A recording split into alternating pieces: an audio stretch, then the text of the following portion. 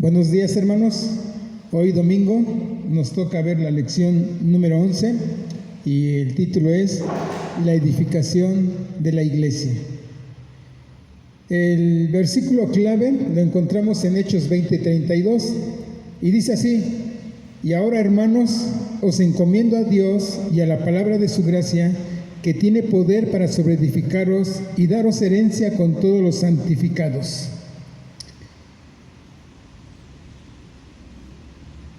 Vamos a ver en esta mañana la iglesia en Éfeso, Apolos en Éfeso, Hechos 18, 24 al 28.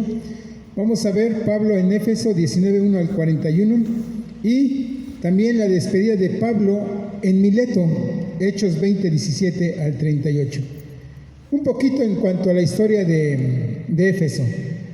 Pablo, en su tercer viaje misionero, pasa una vez más en Éfeso. Y Pablo se queda 2 años en Éfeso y recibe la primera carta a los Corintios. También Éfeso es un puerto y una ciudad mayor, y los plateros ganan su dinero de la venta de los ídolos a los turistas. El ágora o mercado era el centro de Éfeso. Bien, la edificación de la iglesia, y lo vemos aquí en este mapa, en su tercer viaje misionero del apóstol Pablo. La edificación de la iglesia. En Efesios 4, 11 al 16, ahorita vamos a ver más adelantito, pero vamos a ver edificando el cuerpo de Cristo. Qué importante es edificar el cuerpo de Cristo.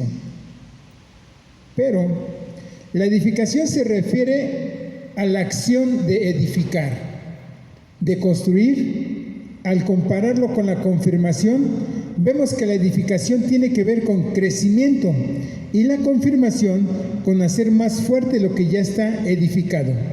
Y hace 8 días se vio el tema de la confirmación. El apóstol Pablo va visitando a las iglesias, a las ciudades, y estaba confirmando a los hermanos. Rápidamente les invito a que abran sus Biblias en la primera carta a los Corintios, capítulo 3, versículo 10 al 14. Primera de Corintios, capítulo 3, versículo 13 al 14.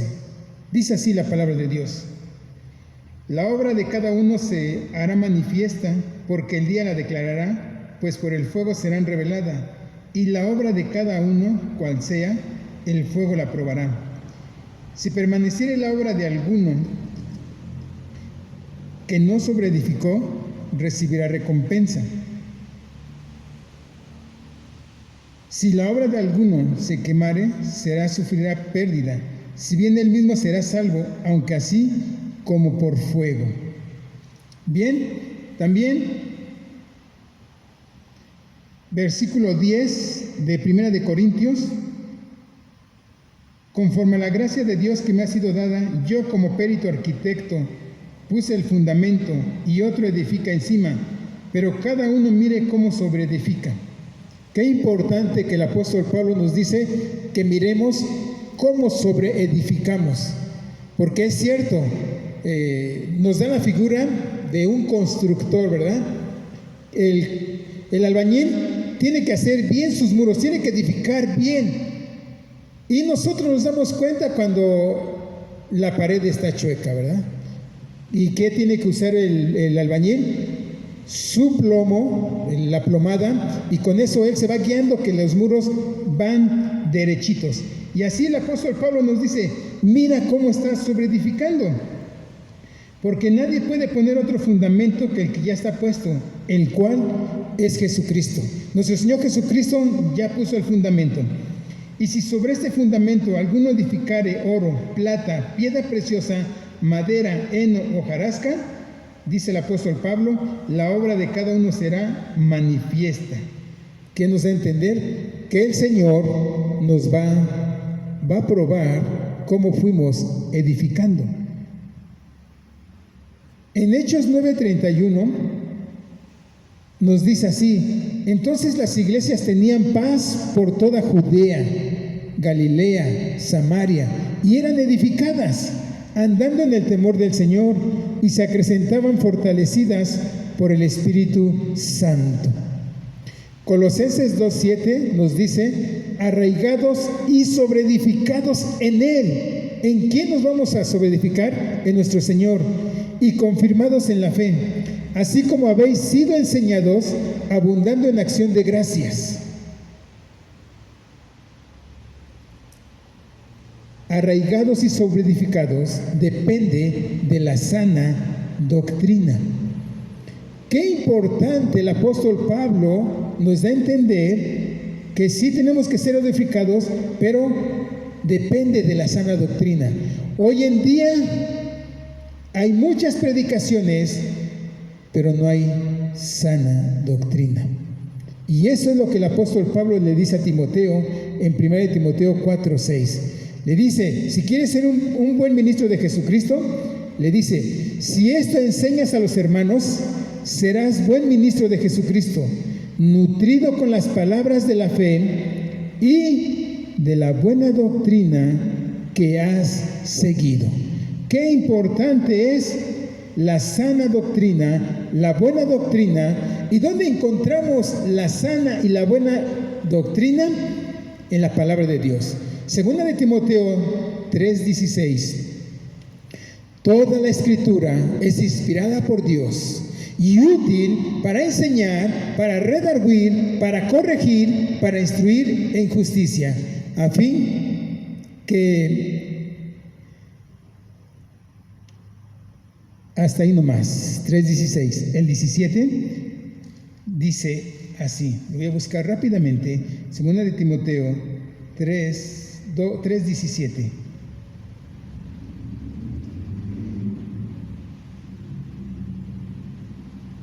A fin de que el hombre de Dios sea perfecto, maduro, enteramente preparado para toda buena obra. Y Pablo le dice a Tito en Tito 2:1, pero tú habla lo que está de acuerdo con la sana doctrina. Y el apóstol Pablo enfatiza lo importante de la sana doctrina. Les invito a que abran sus Biblias en Efesios. Recordemos que el apóstol Pablo escribe esta carta a los Efesios. Y veamos rápidamente Efesios 4:11 al 16. Espero que ya lo tengan. Le voy a dar lectura. Efesios 4:11 al 16. Dice así: y él mismo constituyó a unos apóstoles, a otros profetas, a otros evangelistas, a otros pastores y maestros, a fin de perfeccionar a los santos para la obra del ministerio, para la edificación del cuerpo de Cristo, hasta que todos lleguemos a la unidad de la fe y del conocimiento del Hijo de Dios, a un varón perfecto, a la medida de la estatura de la plenitud de Cristo, para que ya no seamos niños fluctuantes, llevados por doquiera de todo viento de doctrina, por estratagemas de hombres que para engañar emplean con astucia las artimañas del error,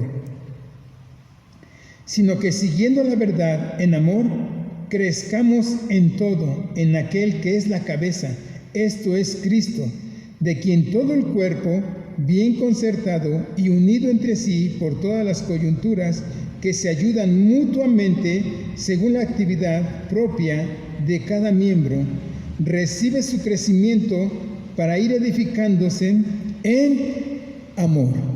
Qué importante es que crezcamos en amor, edificándonos, que nos ayudemos, la importancia de ayudarnos unos a otros. La Biblia es la fuente del crecimiento espiritual. Como dice el apóstol Pablo, toda la escritura es inspirada por Dios. El cuerpo del Señor es la iglesia, lo vemos en Efesios 1, 21 y 22. ¿Cuál es la meta de acuerdo a Efesios 4, 11 al 16? La meta es la estatura de Cristo. Todos tenemos que crecer, todos. El trabajo de cada miembro, número 2. Qué importante es el trabajo de cada miembro. Me gustó esta ilustración, el trabajo de cada miembro. Aquellos que les gusta hacer ejercicios y mucho más aquellos que les gusta usar las mancuernas, las pesas, ¿verdad? Se ejercita el cuerpo. Imagínense que yo, con mi brazo derecho, pues diario haga yo mancuernas y ejercicio, diario. Y la mano izquierda, digo, no, esta no va a hacer nada, ¿verdad? ¿Cómo se va a ver mis brazos? Pues el de la mano derecha pues va a estar un poco gruesas, ¿verdad? Y esas bien flaquitas. ¿Cómo se vería mi cuerpo? Anormal, no se ve bien. Imagínense que yo con una mano quiera yo levantar las pesas. ¿Podré? ¿Con una sola mano? No puedo, hermanos. Necesito las dos manos. Necesito ayudar esta mano para poder cargar las pesas y hacer flexión, y el cuerpo lo va haciendo. ¿Cuántas veces nosotros queremos a veces leer la Biblia solos?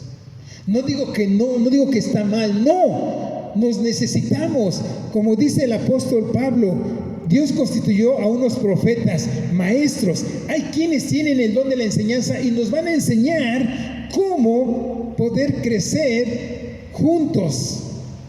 Pero qué triste es cuando, ay, ese hermano, ¿qué me va a enseñar el hermano? Al contrario, yo le voy a enseñar. ¿El que me puede enseñar? Él no me va a enseñar nada. Qué triste es eso. Pero qué importante cuando hay humildad y uno dice, yo quiero aprender más. Porque a veces nos estancamos en el crecimiento y la idea es que crezcamos cada vez más. La edificación de cada miembro y del cuerpo que ocurre cuando cada miembro hace su papel, hermanos. Cada uno de nosotros tenemos que hacer nuestros papeles. Tenemos que funcionar en el cuerpo. Bien, vamos a ver a Apolos en Éfeso. Hechos capítulo 18, versículo 24. Abran sus Biblias, por favor, en Hechos 18, versículo 24. Dice así la palabra de Dios, Hechos 18, 24. Llegó entonces a Éfeso un judío llamado Apolos, natural de Alejandría, varón elocuente, poderoso en las Escrituras. Este había sido instruido en el camino del Señor y siendo del espíritu fervoroso, hablaba y enseñaba diligentemente lo concerniente al Señor, aunque solamente conocía el bautismo de Juan. Vemos aquí Apolos. ¿Qué características tenía este hombre, este siervo de Dios? Dice que él predicaba. Él era elocuente y enseñaba diligentemente las Escrituras. ¿Qué Escrituras? Del Antiguo Testamento. Él conocía bien el Antiguo Testamento y en este pasaje y en este versículo dice que enseñaba diligentemente las Escrituras. A él solo se le puede decir que esto que él diligentemente estudiaba, conocía el Antiguo Testamento. ¿Es cierto? Él no conocía, él solamente conocía hasta el bautismo de Juan. Él no conocía el bautismo del Espíritu Santo, pero le tuvieron que enseñar esto. Y interesante de este hombre. Investigué un poquito y él vivía en Egipto junto a un grupo de judíos. Entonces, él se relacionaba con los judíos y él aprendió en cuanto a los judíos, su cultura y todo esto, y él escudriñaba el Antiguo Testamento. Por eso dice que él era poderoso. Él conocía bien la palabra de Dios. Yo les pregunto, mis hermanos, ¿cuántos libros tiene el Antiguo Testamento? ¿Cuántos? ¿27 o 39? 39, ¿verdad? Exactamente. Eso es conocer las Escrituras. Conocerlas. Génesis, Éxodo, Levíticos, Números, Deuteronomio, Josué, Jueces, y qué bonito es decir los libros. Qué bonito es conocer la palabra de Dios. Por eso Josué le decía, el Señor le decía a Josué: Josué, nunca se apartará de tu boca este libro de la ley, sino que de día y de noche meditarás en él, para que guardes y hagas conforme a todo lo que en él está escrito, porque entonces harás prosperar tu camino y todo te saldrá bien. Qué importante es escudriñar la palabra de Dios. ¿Cada qué tiempo tenemos que leer la palabra de Dios? Día y noche. ¿Recuerdan el Salmo 1:1? Bienaventurado el varón que no anduvo en consejo de malo, ni en silla de escarnecedores se ha sentado, sino que en la ley de Jehová medita, ¿cómo? De día y de noche. ¿Cuánto estamos meditando la palabra de Dios? Seamos como Apolos, que él conocía el Antiguo Testamento porque tenía más tiempo la ley del Antiguo Testamento, pero ahora nosotros tenemos completa la Biblia. Ahora la podemos leer, la palabra de Dios completa, mis hermanos. Solo conocía el bautismo de Juan. Ahora, rápidamente vayamos a Pablo. Se encuentra un problema en Éfeso. Hechos 19:2 al 5. Aconteció que entre tanto que Apolos estaba en Corinto, Pablo, después de recorrer las regiones superiores, vino a Éfeso, y llegando a ciertos discípulos les dijo: ¿recibisteis al Espíritu Santo cuando creísteis? Y ellos le dijeron: ni siquiera hemos oído si hay Espíritu Santo. Entonces dijo: ¿en qué pues fuisteis bautizados? Ellos dijeron: en el bautismo de Juan. Dijo Pablo: Juan bautizó con bautismo del arrepentimiento, diciendo al pueblo que creyesen en aquel que vendría después de él, esto es, el Jesús, el Cristo.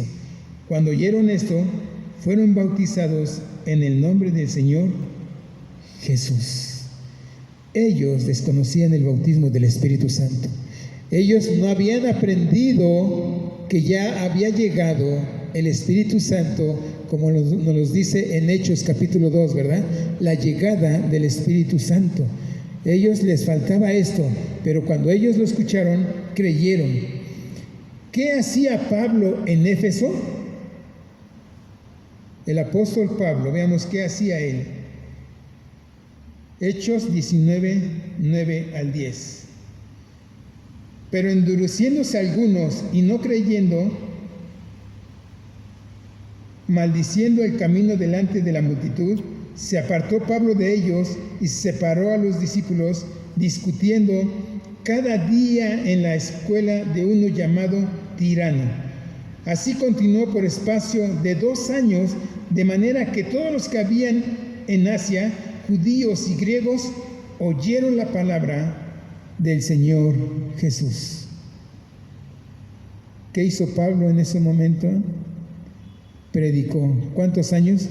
2 años predicó la palabra de Dios. Y esas personas creyeron, obedecieron de la palabra de Dios. Vamos a ver qué le pasó a uno de los hijos de un sacerdote. Hechos 19:15 y 16. Versículo 14 de Hechos 9:14. Había 7 hijos de un tal Escevas, judío, jefe de los sacerdotes, que hacían esto. Pero respondiendo el espíritu malo, dijo a Jesús: conozco y sé quién es Pablo, pero vosotros, ¿quiénes sois? Y el hombre en quien estaba el espíritu malo, saltando sobre ellos y dominándolos, pudo más que ellos, de tal manera que huyeron de aquella casa desnudos y heridos. Y esto fue notorio a todos los que habitaban en Éfeso. así judíos como griegos, y tuvieron temor todos ellos, y era magnificado el nombre del Señor Jesús.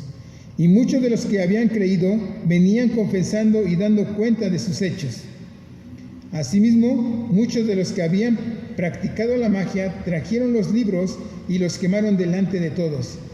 Y hecha la cuenta de su precio, hallaron que era 50,000 piezas de plata. Así crecía y prevalecía poderosamente la palabra del Señor. Wow. Un evangelista, Charles Bustamante, dice: ¿qué pasaría si yo, sin ser cirujano, quisiera hacer una operación a una persona? ¿Qué creen que pasaría, mis hermanos? Si alguien que no es médico y usted necesita una operación, ¿usted se dejaría operar? No, ¿verdad? ¿Qué pasaría, como dice él? Pues lo mataría rápidamente, ¿no? Lo mismo sucede cuando una persona intenta sacar el demonio de otra y no tiene unción, mis hermanos. Cuidadito, ¿verdad? No queramos meternos a querer jugar de que, yo voy a sacar demonios y que yo tengo el don y la habilidad. No, mis hermanos. Es cosa seria.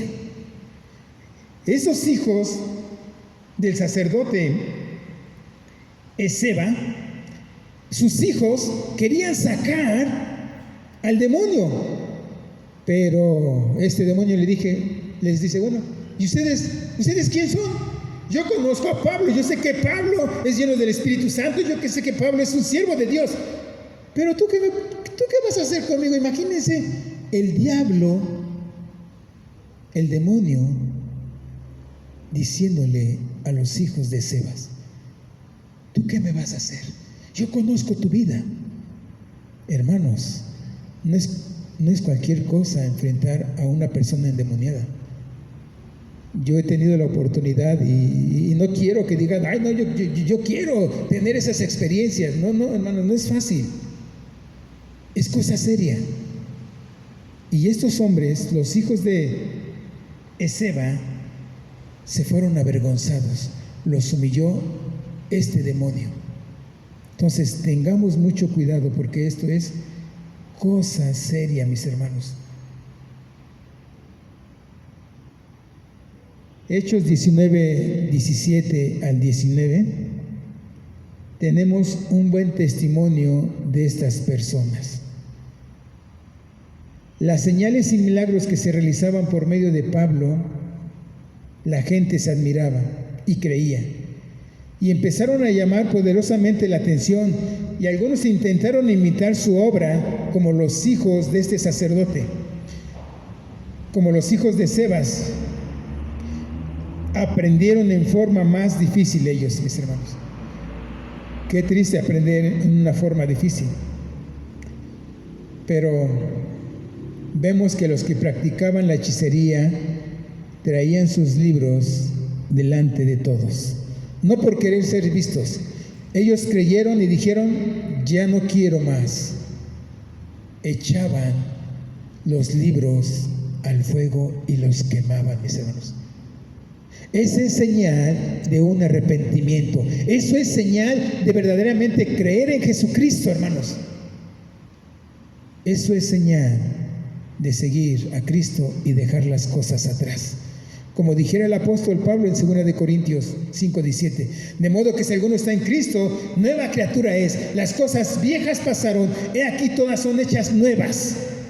Cuando uno llega a Cristo, deja uno de ser mujeriego, deja uno de ser borracho, deja uno de ser parrandero, deja uno las cosas que antes hacíamos. Y eso es lo que hicieron estos hombres. Ellos eran adivinos, ellos consultaban con sus libros de hechicería. ¿Y qué hicieron? Los echaron al fuego. ¿Usted recuerda cuando tenía ahí su virgencita, su Cristo, y lo sacó a la basura? Eso es lo que hace un verdadero hijo de Dios. Deja atrás. Cuando hay campamentos, hay jóvenes que dicen, llevaban anteriormente sus discos, su música, y en las fogatas quemaban su música mundana, porque ellos reconocían que querían seguir a Jesús y vivir en santidad. ¿Hay algo que yo no he dejado, mis hermanos? Tú lo sabes. ¿Hay algo en tu vida que no lo quieres dejar? ¿Qué tal las novelas? ¿Qué tal los programas de Netflix? Tenemos mucho tiempo para todas esas cosas, ¿verdad? Yo me acuerdo que antes no me perdía ningún programa de televisión, ahí estaba yo hasta antes de la hora y ahí estaba yo atento. Pero ahora, ¿qué tiempo le dedicamos a la palabra de Dios, queridos hermanos? ¿Qué tiempo? ¿Le dedicamos 1 hora, 2 horas a la palabra de Dios? Dice en Josué 1:8, ¿verdad? ¿Día y qué? Día y noche. Salmo 1:1. Bienaventurado el varón que no anduvo en consejo de malos, sino que medita en la palabra de Dios. Aquí vemos la muestra de estos hombres. Interesante. ¿Cuánto costaban esos libros? Dice, nos da una cantidad, ¿verdad? Versículo 19. Asimismo, muchos de los que habían practicado la magia, eso es la hechicería, trajeron los libros y los quemaron delante de todos, y hecha la cuenta de su precio, hallaron que era 50,000 piezas de plata, mis hermanos. 50,000. ¿Cuánto sería hoy en día? Una buena cantidad. ¿Se imaginan? Ay, pero gasté tanto. Dijeron, no importa. Lo echaron al fuego. Lo quemaron. ¿Cuántas veces tenemos nosotros cosas que no queremos arrojar o dejar de hacer, mis hermanos? Que el Señor nos ayude y como estos hombres no veamos el precio. Bien decía el apóstol Pablo, cuántas cosas para mí que eran ganancias, pero las he estimado por amor a Cristo. Ahora las tenía por basura. Y así nosotros, mis hermanos, igualmente tengámosla por basura. Y ahora vemos a Pablo también en Éfeso. Había un alboroto, se había hecho un alboroto en Éfeso por la idolatría de la reina del cielo. Y vemos al apóstol Pablo, después de 2 horas de trifulca, el funcionario municipal responsable se dirigió al pueblo para llamarles al orden. Rápidamente voy a leer Hechos 19:23. Hechos 19:23. Dice así.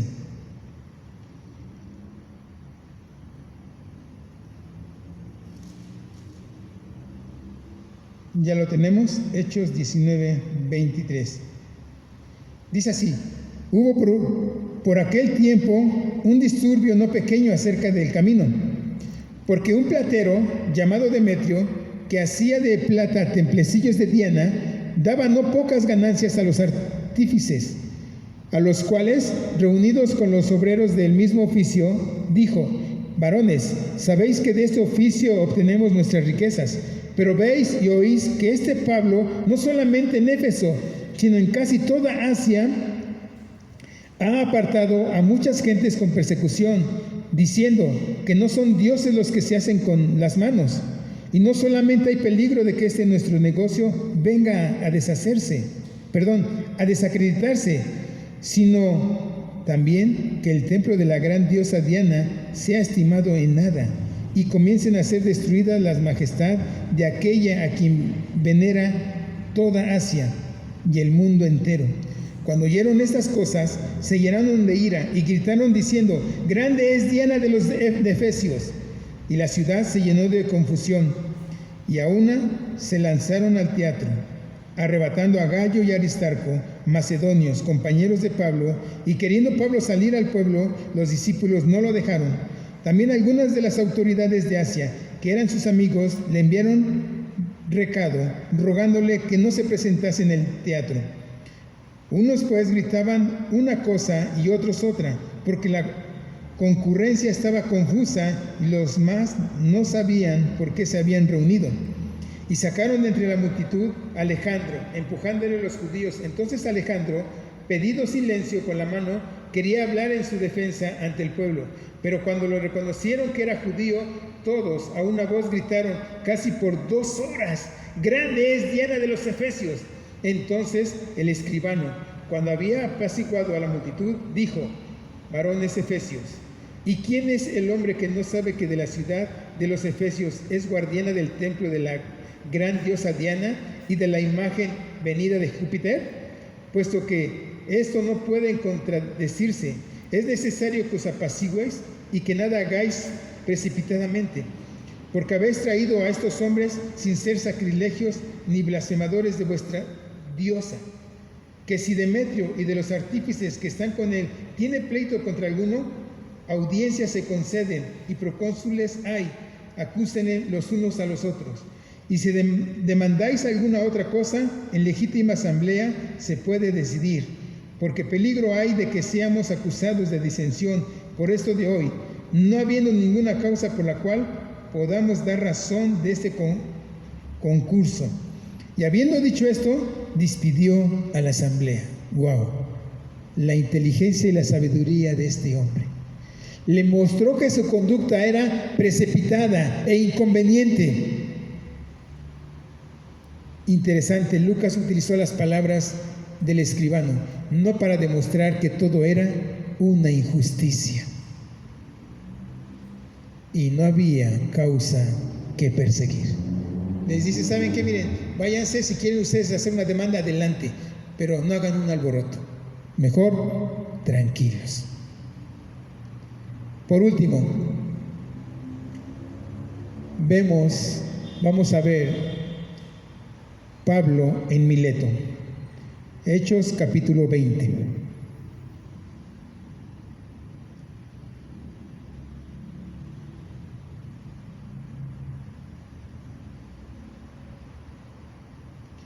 Hechos capítulo 20, versículo 17, todo lo tenemos, dice así la palabra de Dios. Enviando pues desde Mileto a Éfeso, hizo llamar a los ancianos de la iglesia. Cuando vinieron a él, les dijo: vosotros sabéis cómo me he comportado entre vosotros todo el tiempo desde el primer día que entré en Asia, sirviendo al Señor con toda humildad y con muchas lágrimas y pruebas que me han venido por las acechanzas de los judíos.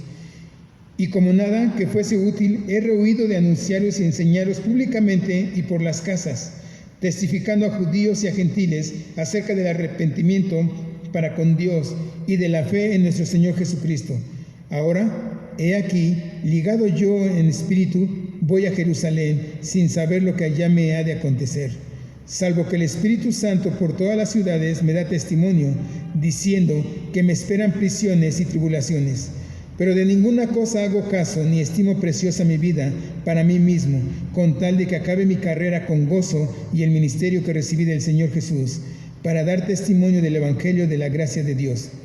Y ahora, he aquí, yo sé que de ninguno de todos vosotros, entre quienes he pasado predicando el reino de Dios, verá más mi rostro. Por tanto, yo os protesto en el día de hoy, que estoy limpio de la sangre de todos, porque no he rehuido de anunciaros todo el consejo de Dios. Por tanto, mirad por vosotros y por todo el rebaño en que el Espíritu Santo os ha puesto por obispos, para apacentar la iglesia del Señor, la cual Él ganó por su propia sangre. Porque yo sé que después de mi partida entrarán en medio de vosotros lobos rapaces que no perdonarán el rebaño. Y de vosotros mismos se levantarán hombres que hablen cosas perversas para arrastrar tras sí a los discípulos. Por tanto, velad, acordaos de que por 3 años, de noche y de día, no he cesado de amonestarnos con lágrimas a cada uno. Y ahora, hermanos, os encomiendo a Dios y a la palabra de su gracia, que tiene poder para sobreedificaros y daros herencia con todos los santificados. Ni plata, ni oro, ni vestido de nadie he codiciado. Antes vosotros sabéis que para que lo que me ha sido necesario a mí y a los que están conmigo, estas manos me han servido. En todo os he enseñado que trabajando así se debe ayudar a los necesitados y recordar las palabras del Señor Jesús, que dijo: Más bienaventurado es dar que recibir. Cuando hubo dicho estas cosas, se puso de rodillas y oró con todos ellos. Entonces hubo gran llanto de todos, y echándose al cuello de Pablo, le besaban, doliéndose en gran manera por la palabra que dijo, de que no verían más su rostro, y le acompañaron al barco. Vemos aquí el ejemplo del apóstol Pablo, de su trabajo.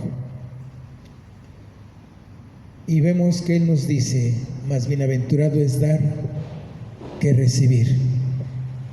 Queridos hermanos, qué importante es dar que recibir. Y más en estos tiempos que estamos viviendo ahorita, que casi medio año sin reunirnos, la economía afectó por la pandemia, esta famosa pandemia. Algunos de ustedes se quedaron sin trabajos, Dios lo sabe, pero Dios no los ha abandonado, no los ha dejado.